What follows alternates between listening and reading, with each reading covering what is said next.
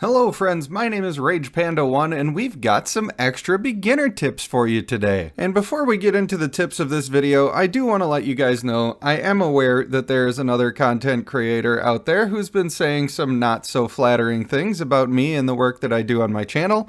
I appreciate you guys who have brought that to my attention. No, I don't intend to go watch the video to hear the bad things that somebody is saying about me. So I just don't really care. It's the sort of thing where I know what I'm trying to do with my channel. I know that I'm trying to build a community of helpful people and share interesting ideas so we can all have fun and discuss and play together. So I don't really need the approval of other creators or really care if they like my stuff or don't like it. So I don't need anybody to go and comment negatively on their videos or do anything retaliatory like that, man. We're just here for fun. And if people are gonna hate, then we can just ignore them. It's pretty easy to do that. And before you ask, no, I'm not gonna name any names because I'm not here to throw shade. I'm here to have fun. For tip number 1, the people that you put into your districts to manage them actually matter. If we look at the Renowned Champions section, we can see that on the left here, we have our leadership. This is the base amount that your person will have at level 600. And so you want to pick the best one to put into each place. And the best ones for those are the Female Luxuriant for the Entertainment District, the Male Doombringer for the Production District, Male Fulgur for the Trade District, and Male Griffin for the Agricultural District.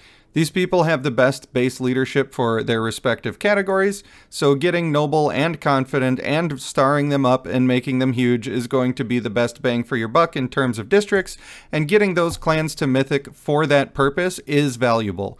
It may not be the first thing that you do on your account, but it is something you want to be targeting with your intimacy when you think it's appropriate. Tip number 2. Tip number 2 is to keep one of your 1-star companions at common rarity. Do not level them up past common rarity, and the reason we want to do that is because we can have ourselves a little Vigor Farm. Step number 1 in this Vigor Farm is a small gamble. We're going to be taking one of our commons and we're going to turn them into a hybrid.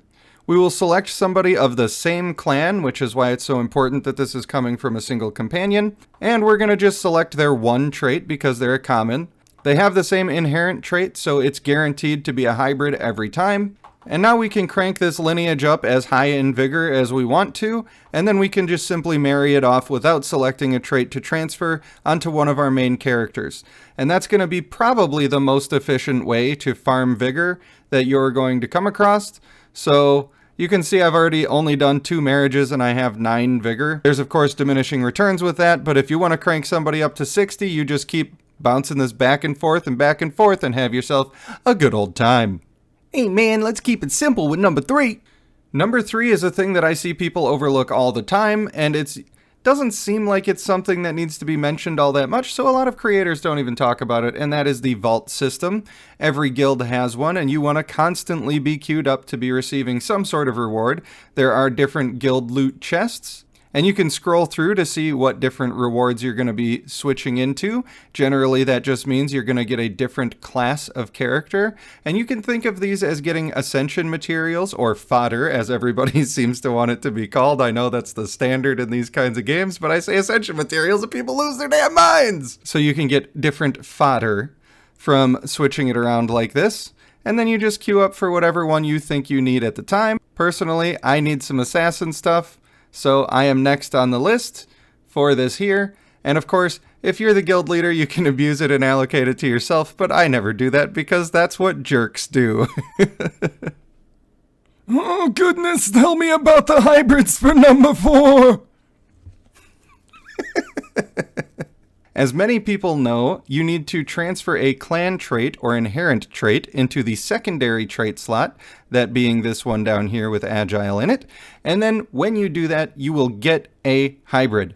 However, there's a little bit of a sneaky-deaky workaround that you can use. If, for instance, I wanted all of this crazy Scorched Fire stuff to be on my Orc Boy, but I don't want Dutiful, what I could do is I could transfer something like Agile onto this Scorched Fire, and then I can transfer that into this slot. That will still give me the hybrid traits of whatever clan is selected in the second one, even if it does not transfer over their clan trait. It just has to be a clan trait that goes over. If this topic is something you want to see covered in greater detail, then all you have to do is use the channels of communication that we have available and clickety-clack yourself a little message down in the comments below and say, hey, can you elaborate on that hybrid BS you was talking about? Or, hey man, hybrids are cool. I want to see that whole video. Extend it, please. Tip number 5. If you look up into the upper left-hand corner here, you will see that I have some summoning stones available. But I am not clicking the summon button. You wants to know why? Because I'm going to be saving these summoning stones until, spoiler alert, the new Minotaur tanks are coming out on Thanksgiving. Let's pop up some pictures for the people. I present to you an utterly impressive set of tanks. It's, you get it? That was pretty funny, right? Because it's like a pun. I know, I'm milking this one a little bit. All right, I better stop. I know, if you mess with the bull, you get the horns. So I better just drop it. When the new clans come out, you need to have 270 stones or 270 summons to have your best chance of getting the companion. Of course, at 300, you get the second mythic, so then you'll just have that covered and you don't have to level up the companion to get them both mythic. But to actually get the companion, you're most likely to have to spend around 270, although you may need to get a little extra lucky with your companions during those summons, or you're going to have to spend a couple of more, you know? So my tip here is that you don't want to spend all of these resources the second you get them just because they're shiny and nice and you want it. In fact, I could have had the Devala stuff if I just wasn't wasteful in the early parts of the game. And that's also why I suggest buying the might packs when you're in a place that you feel like you could benefit from that. I do also think that intimacy is still more important than the newer clans.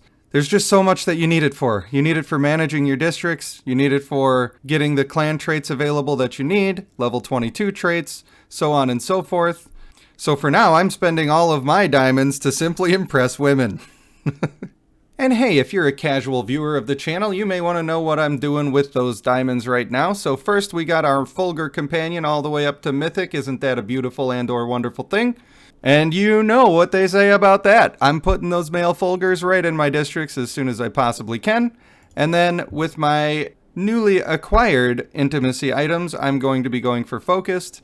Partially because it's really good on a couple of champions, and partially because some people like to run it on their entire teams. I have not been an advocate for that, and sometimes people are wrong. Anybody can be wrong. I could be one of those, so I would like to test it so that you have the best source of information that you can have on that. So if you like videos that include tips, tricks, and guides for the individual champions, then go ahead and hit that subscribe button. And hey, there's also the cult classic of the dramatic readings of various stories that people absolutely hate, except for like 10 of you, and I'm still making them for those 10 of you, because I got your back, soldier. I have been RagePanda1. I want to thank you for watching this video, and I will see you in the next one.